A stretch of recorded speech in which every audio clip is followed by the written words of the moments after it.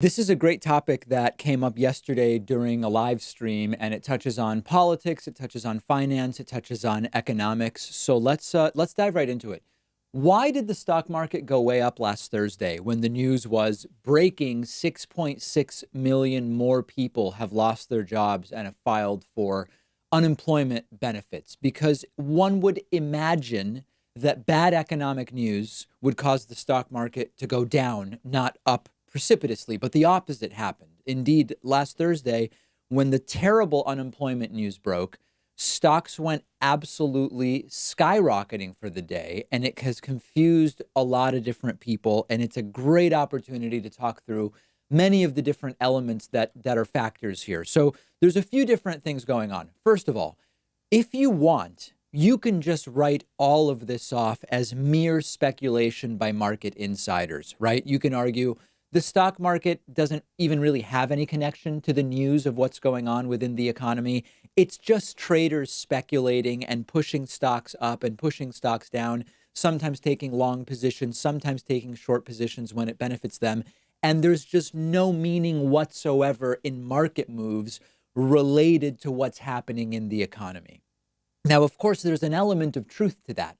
There's no doubt that hedge funds, derivative instruments, a lot of these non-productive financial mechanisms can benefit from and even move markets or exacerbate market moves without being directly tied to some factual change on Main Street for the average person. But it's only a piece of it. It's not really a comprehensive analysis, and it lacks some understanding of some pretty basic economic concepts. Now, before I jump into this in more detail, there's two things that I should mention. Number one, any effort to explain why stocks went up or down on a particular day is a fool's errand in the sense that there's no real way to definitively say, here's why the market was up or here's why the market was down on any particular day. We're doing this more of as a thought experiment. Number two, I understand that lots of the ideas that I'm going to use today are partially debunked in the sense that standard economic theory, a rational actor, efficient market economics has been partially debunked. And that is undeniable, but it still is an okay framework as an entry point to start thinking about some of these things. So all of those disclaimers out of the way, let's now play the game. So the first thing to understand is that the stock market is supposed to already reflect future news that we can expect. This is a classic economics term called efficient markets hypothesis.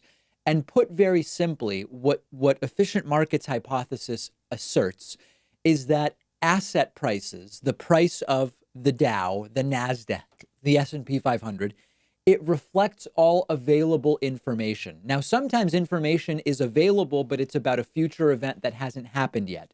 Efficient markets hypothesis argues information about future events is also priced into the stock market. Now, of course, efficient market hypothesis is one of those things they teach us early in economics academia. And to some degree, it is complete and total BS. It's only sort of true. If the market's really priced in all future information, there wouldn't be any way to make money in the market. And, eventually brought to absurdity, eventually the sun will expand and engulf the earth and everybody on the planet will die unless we move to some other planet. If that was priced in, stock markets would be at zero because we already know that that's eventually going to happen. So again, it's just an idea. It's a framework. It doesn't work 100%. But as applied to the unemployment numbers from last week, even though the 6.6 million additional people filing for unemployment was announced on Thursday, it was expected for more than a week ahead of time. And there were predictions about the number of millions of people that would be filing for unemployment. So arguably, it was already priced into the market. Now, that could explain why stocks didn't crash on the announcement of unemployment numbers last Thursday, but it doesn't really explain why stocks actually went up drastically on that news. That doesn't seem to make sense. Well, that gets us to layer two of the analysis, which is markets don't like uncertainty. Even though there was the expectation of millions of people losing their jobs last week, once it was announced, the uncertainty was removed. So if you expect 6.6 million people to lose their jobs, and then it's confirmed that 6.6 million people lose their jobs, you've removed the uncertainty. 6.6 million plus the uncertainty of will it be more or will it be less is worse, arguably, than just knowing it's 6.6 million people who lost their jobs. So that could make stocks go up. Lastly, when you file for unemployment benefits, you start to get money.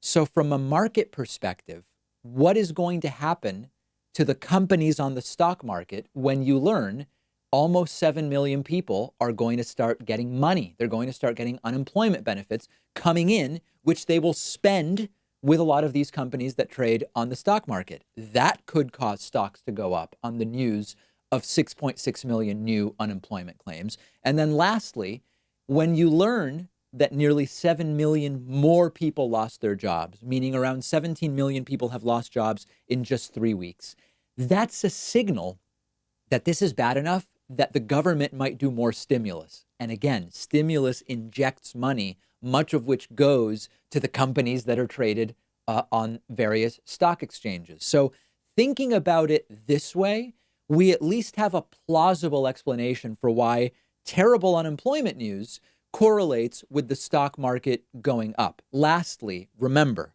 this is more proof that the stock market going up doesn't mean that Main Street or the average worker individually is doing well.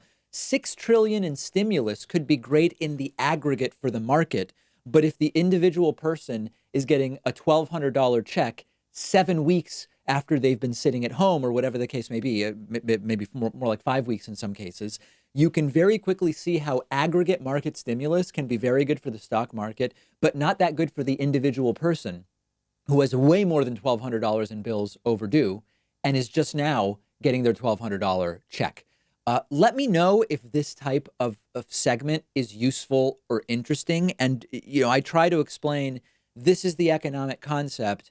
It's partially BS, right? I mean, a lot of standard economics is partially BS, but it can still serve to be useful in thinking about a particular news event, in this case, bad unemployment news combined with the stock market going up.